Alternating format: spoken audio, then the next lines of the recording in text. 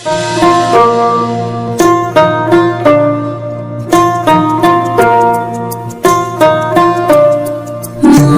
রে কৃষি কাজ জানো না, মন রে কৃষি কাজ জানো না, এমন মানব জমি রইল পথে, তাবাদ করলে ফলতো সোনা, মন রে কৃষি কাজ জানো। নমস্কার সবাইকে, welcome back to my channel Tithi official. Good morning.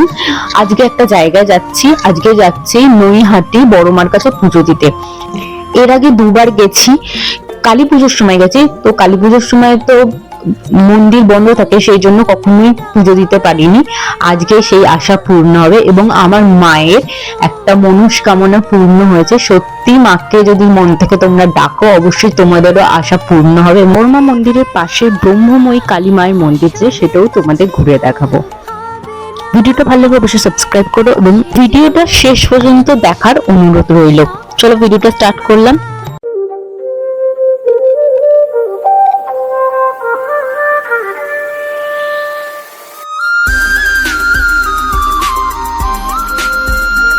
আমরা এখন শিয়ালদা পৌঁছে গেছি। এই শিয়ালদা থেকে ট্রেন ধরবো। প্রথমেই বলে রাখি, যারা কলকাতা থেকে আসতে চাও, শিয়ালদা লাইনে নৈহাটি, কৃষ্ণনগর, কল্যাণী, শান্তিপুর, রানাঘাট যে কোনো একটা ট্রেন ধরেই তোমরা নৈহাটি স্টেশনে খুব সহজেই পৌঁছে যেতে পারবে। আর যারা হাওড়া লাইন ধরে আসবে, তারা চুচুড়া স্টেশন থেকে গঙ্গা পার হলেই তোমরা বড় মায়ের মন্দিরে পৌঁছে যাবে। সব থেকে ভালো হয় ওয়্যার ইজ মাই ট্রেন, এই অ্যাপটা যদি তোমরা ডাউনলোড করে নাও, তাহলে সব ইনফরমেশন ওখান থেকে পেয়ে যাবে। আমরা নেমেছিলাম 2 নম্বর প্ল্যাটফর্মে, যেখান থেকে এক্সেলেটর করে উঠে ডান দিকে 1 নম্বর প্ল্যাটফর্মের দিকে তোমাদের যেতে হবে।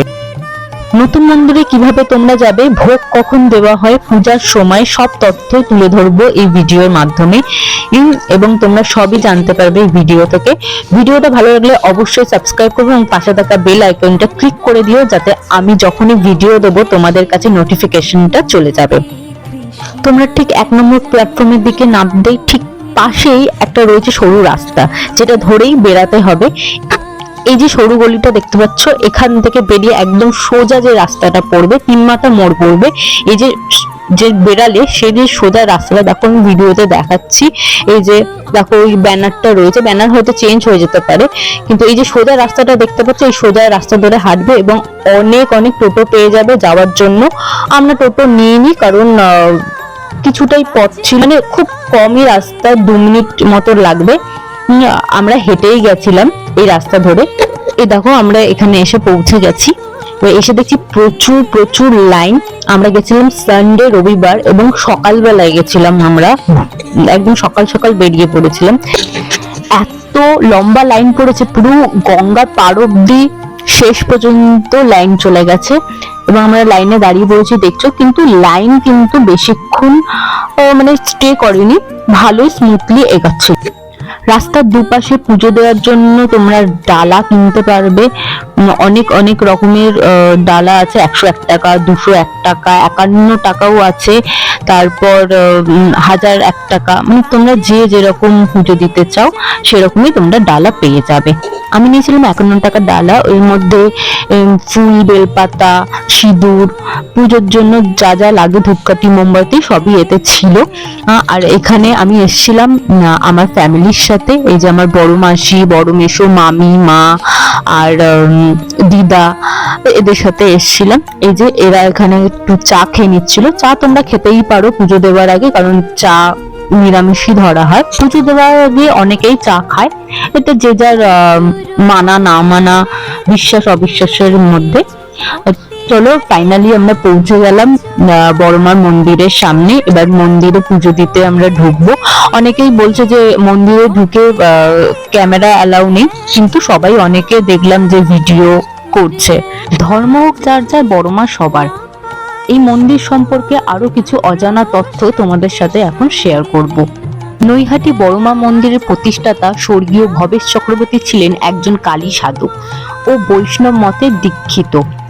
বৈষ্ণব মতে দক্ষিণা কালী রূপে মা এখানে পূজিত হন। ভবেশ চক্রবর্তী যখন 21 বছর বয়স, তার আগে থেকে রক্ষাকালী রূপে মায়ের পূজা হতো। একবার শ্রী ভবেশ চক্রবর্তী তার 4 বন্ধু মিলে গেছিলেন নবদ্বীপে রাস দেখতে। সেখানে বড় বড় রাধাকৃষ্ণের মূর্তি দেখে তার মনেও ইচ্ছা জেগেছিল মাকে এই রূপে দেখার। সেটি তার মনে হয়েছিল কেবল, এই সম্পর্কে কাউকে তিনি জানাননি।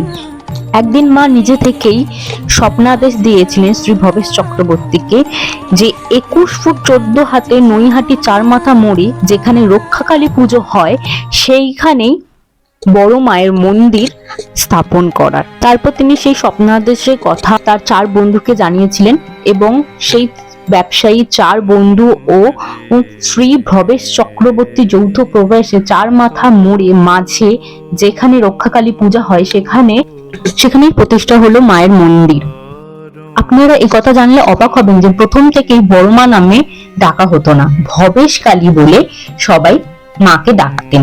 তারপর কেউ বলতো বড় কালী। 2012 সালে বড় মা নামে প্রচলিত হলেন। 2012 সালে কিছু ছেলে কাকিনাড়া থেকে তারা এসেছিল মাথায় লাল ফেটটি বেঁধে, তাতে লেখা ছিল বড় মা। তখন তারা মাকে বড় মা বলে ডাকছিলেন। তখন থেকেই বড় কালী থেকে বড় মা বলে মানুষের মুখে মুখে প্রচারিত হতে লাগলো। যেন মায়েরই ইচ্ছা সবাই তাকে বড় মা নামে চিনুক, সবার সে বড় মা হয়ে উঠুক। মন্দিরে ঢোকার সময় থেকে একটা বোর্ড দেখতে পাবে তোমরা, ওখানেই পুজোর নিয়মাবলী, কখন তোমরা পুজো দিতে পারবে সব এখানে লেখা রয়েছে। ধূপকাঠি আর মোমবাতিটা একটা জায়গায় ভেতরেই রাখার একটা জায়গা রয়েছে, সেখানেই রাখতে পারো। আর আমাদের পুজো দেওয়া হয়ে গেছে, এখন আমরা যাচ্ছি নৈহাটি ফেরিঘাট। এই যে সেই নৈহাটি ফেরিঘাট, গঙ্গা যেখানে বড় মা যখন কালী পুজো হয় তখন এখানে ভাসান দেওয়া হয়। এই ভাইটা আমার সমস্ত ভিডিও করে দিয়েছে। এই যে আমার ভাই এখানে জল ভরছে, মা সেটা বলে দিচ্ছে যে জলটা ভরে নিতে। আর এখানে আমরা একটুখানি ফটো তুলে নিচ্ছিলাম সবাই মিলে। এবার আমরা যাচ্ছি যে ফটো কিনতে। দেখবে মন্দিরের আশেপাশে কিংবা ঘাটের পাশেও অনেক ফটোর দোকান আছে যেখানে বড়মার ফটো রয়েছে। বড়মার ফটো অনেকেই বাড়িতে রাখে এবং পুজো করে। এই যে আমার মা, মামি, মাসি, তারা সবাই বড়মার ফটো নিয়েছিল। এই যে আমার মেসো এই যে এই ফটোটা নিয়েছে। আমার মামি অনেকগুলো কিনেছে পুরো বাড়িতে দেওয়ার জন্য, ছোট ছোট অনেক বড় মায়ের ফটো কিনেছে। এই যে মামি এইটা নিয়েছে, মাসি ওইটা নিয়েছে, আমি নিয়েছি এই ফটোটা। এবার আমরা ব্রেকফাস্ট করে নিচ্ছিলাম। অনেকে পরোটা এইগুলো সব নিয়ে গেছিলো, কিন্তু আমি কচুরি খেয়েছিলাম। মেসো আমাকে কিনে দিয়েছিল, তো আমি সেটাই খেয়েছিলাম। মাসি কি করছো? আমি মিষ্টি পরোটা খাচ্ছি। পুজো দেওয়া হয়ে গেছে, বলো। পুজো দেওয়া হয়ে গেছে, এখন টিফিন করছি পুজোর পর। ব্রেকফাস্ট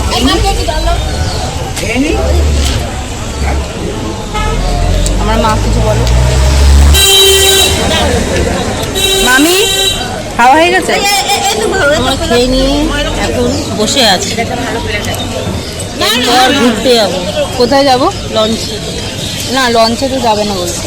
মাছ কোথায়? কোথায় যাবো মাসি ঘুরতে আমরা আবার এখন এখান থেকে? আমরা এখন টিটাগড় যাবো। টিটাগড়ে অন্নপূর্ণার মন্দিরে যাবো। টিটাগড়ে আমরা অন্নপূর্ণা মায়ের মন্দিরে যাব এখন। ও তুমি উঠছো না এবার? ঠিক আছে, এখন যাব আমরা ব্রহ্মময় কালীমায়ের মন্দিরে। ব্রহ্মময় কালীমায়ের মন্দিরে যাওয়ার জন্য নৈহাটি ফেরিঘাটের ঠিক সামনে ডান দিকে একটি গলি রয়েছে, সেখানে গলির সামনেই তোমরা মন্দিরে যাওয়ার বোর্ড পাবে। আর যারা বড় মা মন্দির থেকে পূজা দিয়ে আসবে তারা সোজা অরবিন্দ রোড ধরে এলেই বাঁদিকে গলিটি পড়বে, তাহলে তোমরা খুব সহজে ব্রহ্মময় কালীমায়ের মন্দিরে পৌঁছে যাবে। ব্রহ্মময় কালীমায়ের মন্দির বহু প্রাচীন, এখানে অনেক তন্ত্র সাধক ও এখানে সাধনা করেছেন এবং বহু অনেক অনেক অনেক জাগ্রত মায়ের মন্দির। তোমরা মন থেকে যদি মাকে ডাকো তাহলে মা তোমাদের আশা পূর্ণ করবেই।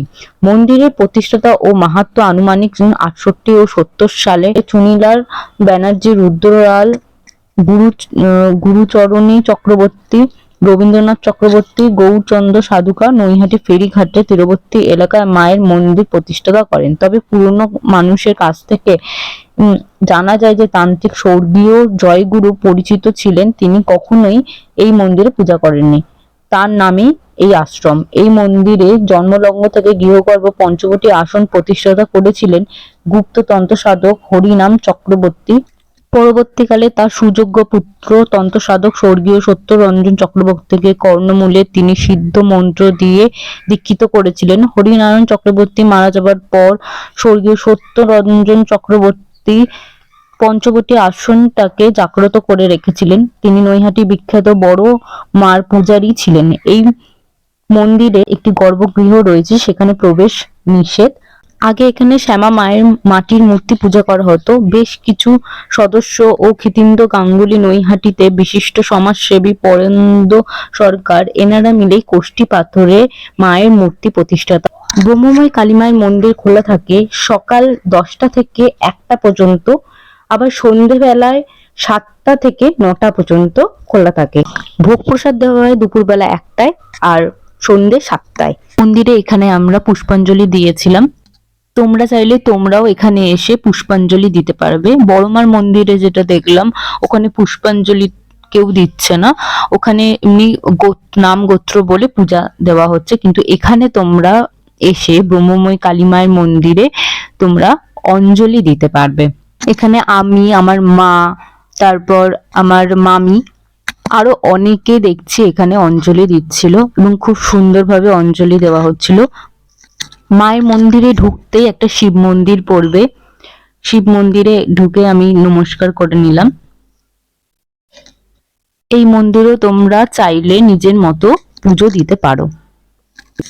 এরপর আমরা বাইরে বেরিয়ে একটু কোল্ড ড্রিঙ্কস খাচ্ছিলাম, এই যে কোল্ড ড্রিঙ্কস খাচ্ছিলাম। আর এখানে আমার মেশো মামির সাথে ইয়ার্কি মারছিল, দেখে নাও তোমরা।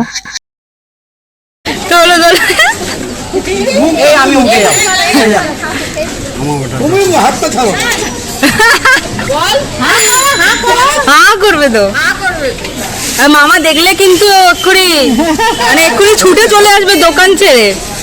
হ্যাঁ হয়েছে, খাও ও চান না। এরপর আমরা টিটাগড়ে যাব মা অন্নপূর্ণা মায়ের মন্দিরে। সেই পার্টটা তোমরা নেক্সট ভিডিওতে দেখতে পাবে। ভিডিওটা ভালো লাগলে অবশ্যই সাবস্ক্রাইব করো এবং পাশে থাকা বেল আইকনটা ক্লিক করে দিও। আমি আসছি পরের ভিডিওতে। টাটা।